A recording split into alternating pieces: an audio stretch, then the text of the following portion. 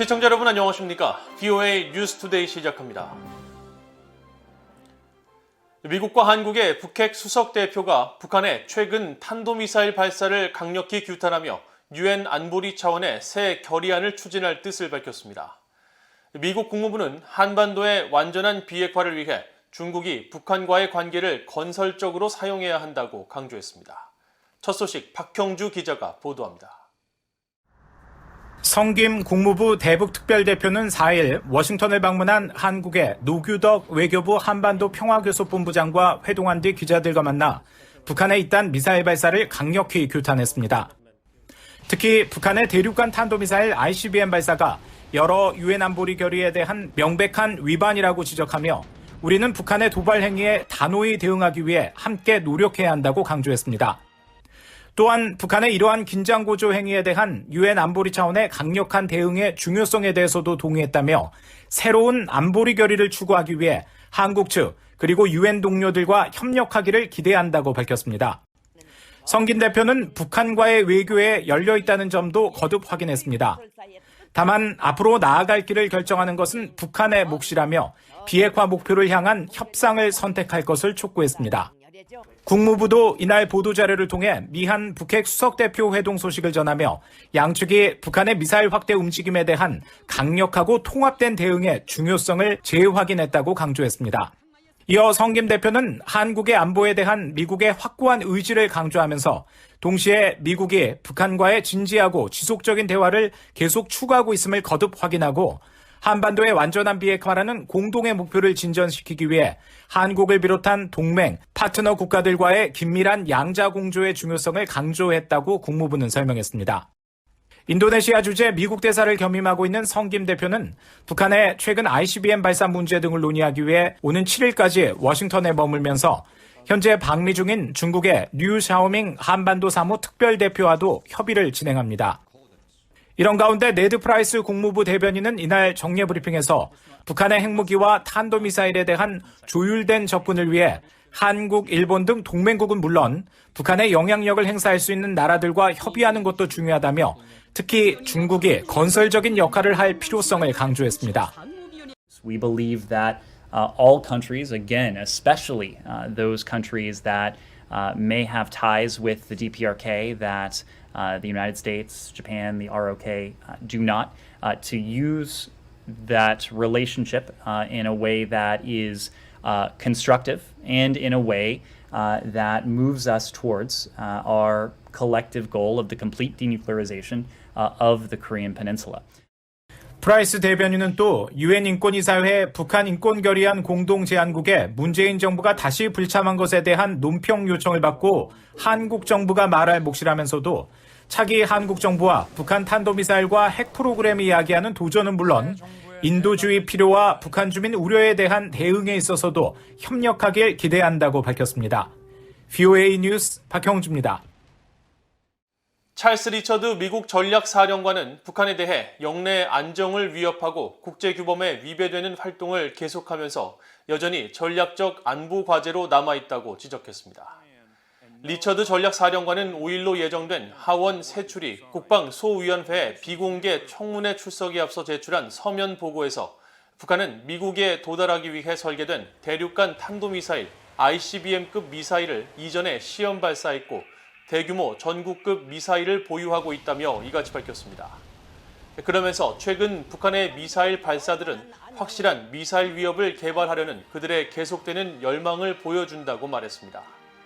리처드 사령관은 이어 전략사령부는 군사적 긴장을 완화하기 위한 국방부의 노력을 지지하고 북한의 비핵화를 위한 외교적 노력을 독려한다면서 동시에 한국과 일본에 대한 확장 억지 공약에도 지속해서 기여할 것이라고 강조했습니다. 한국의 유조선 2척이 최근 북한 정권의 소유로 넘어간 것으로 확인돼 유엔이 공식 조사에 착수했습니다. 북한이 공해상이 아닌 자국 영해에서 선박 간 환적을 벌이는 신종수법을 동원해 유류를 획득한 정황과 함께 중국 근해에서 석탄을 실은 북한 선박들의 수상한 움직임도 포착됐습니다. 유엔 전문가 패널이 공개한 보고서에 담긴 관련 내용들을 함지하 기자가 전해드립니다. 유엔 안보리 대북제재위원회 전문가 패널이 최근 공개한 연례 보고서에 한국 회사가 매각한 북한 소유의 유조선 오션 스카이호의 사례가 담겼습니다. 당초 한국 깃발의 대호 선라이즈호였던 이 선박은 지난해 중국과 홍콩 소재 회사에 매각돼 같은 해 5월 11일 홍콩 소재 기업인 아시아 오션 쉬핑에 의해 견인돼 한국 부산항을 떠났지만 얼마 지나지 않아 북한의 룡성 무역회사로 운송된 것으로 나타났다는 내용입니다. 유엔 안보리는 지난 2016년 채택한 대북결의 2321호를 통해 유엔 회원국들이 북한의 선박을 판매하거나 북한 선박을 구매하지 못하도록 했습니다.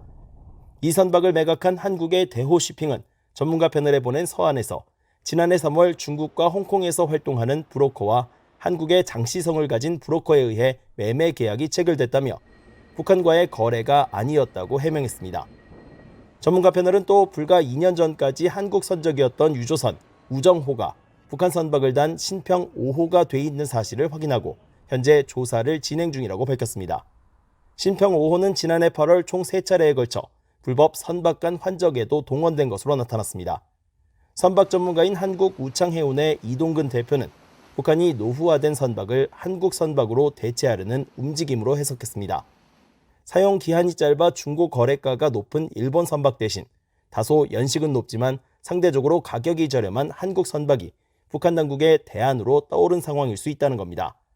북한이 필요하는 선박의 사이즈는 보통 10,000톤 이하 이 사이즈를 요구하기 때문에 이 사이즈의 매매 계약이 이루어질 당시에는 당국과 선박 판매자가 자금 출처 등을 유의해서 볼 필요가 있습니다. 또한 이런 전력이 있는 회사에 대해서는 법적 제재할 필요가 있겠죠. 이번 보고서에는 북한의 신종 유류 거래 수법도 드러났습니다. 과거에는 해외 유조선이 북한의 항구로 유류를 직접 운송했지만 최근에는 서해상에서 유류를 환적하는 신종 수법이 동원되고 있다는 지적입니다. 또 북한의 불법 석탄 수출도 끊이지 않고 있다며 2020년 9월부터 2021년 8월 사이 북한은 55만 2,400톤에 달하는 석탄을 최소 64차례에 걸쳐 중국 근해와 중국 항구에 운송한 내용도 보고서에 담았습니다. 이 밖에 북한의 아프리카 배냉의 동상 건립 문제와 베트남 하노이 식당에서 포착된 만수대창 작사 그림 판매 등 BOA가 보도한 내용을 보고서에 실으면서 현재 관련 내용에 대한 조사가 진행 중이라고 밝혔습니다. BOA 뉴스 함재합니다. 유엔 안보리가 북한의 계속된 핵과 탄도미사일 기술 개발과 제재 회피 정황을 담은 보고서를 공개하자 캐나다가 동맹국과의 협력을 거듭 약속했습니다.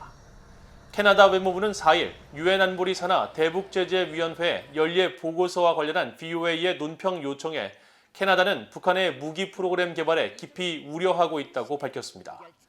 그러면서 북한이 핵과 탄도미사일 프로그램을 완전하고 검증 가능하며 되돌릴 수 없는 방식으로 폐기할 때까지 대북 제재가 유지되도록 파트너와 동맹국과 연대할 것이라고 말했습니다. 유엔 주재 일본 대표부는 사회연결망 서비스 트위터를 통해 북한에 대한 유엔 전문가 패널 최종 보고서가 나왔다면서 보고서는 북한의 계속된 핵과 탄도미사일 프로그램 개발이 안보리 결의 위반이라고 밝혔다며 일본은 유엔 회원국의 기존 대북 제재 결의안에 대한 완전한 이행을 거듭 촉구한다고 강조했습니다. 국제인권단체 휴먼 라이츠 워치가 임기를 한 달여 남겨놓은 한국의 문재인 정부가 마지막까지 대북 인권 압박 정책을 펴지 않은 데 대해 비난하는 공식 입장을 내놨습니다. 필 로버트슨 휴먼 라이츠 워치 아시아 담당 부국장은 3일 BOA에 한국의 유엔 북한 인권 결의안 공동제안국 불참과 관련한 공식 성명을 전하고 매우 충격적인 것은 문재인 대통령이 정치적 목적을 위해 신속하게 북한 인권 문제를 포기한 것이라고 말했습니다. 이어 문 대통령은 남북 평화의 아버지가 되려던 실패한 꿈을 위해 북한 인권 문제를 등한시하는 쪽과 타협했다면서 이는 김정은 위원장이 북한 주민의 복지보다 자신의 권력 유지에 더 관심이 있다는 것을 깨닫지 못하는 등 문 대통령의 정치적 관점과 정책의 약점을 보여주는 것이라고 주장했습니다. 앞서 이 단체는 지난달 24일에는 문재인 한국 대통령에게 서한을 보내 재임 중 마지막 공식 행위 가운데 하나로 지난 1일 열린 유엔 인권이사회 북한 인권 결의안 공동제안국에 참여해 북한의 중대한 인권 문제에 대해 원칙에 입각한 입장을 취할 것을 요청한 바 있습니다. 이상으로 BOA 뉴스투데이를 모두 마칩니다. 시청해주신 여러분 고맙습니다.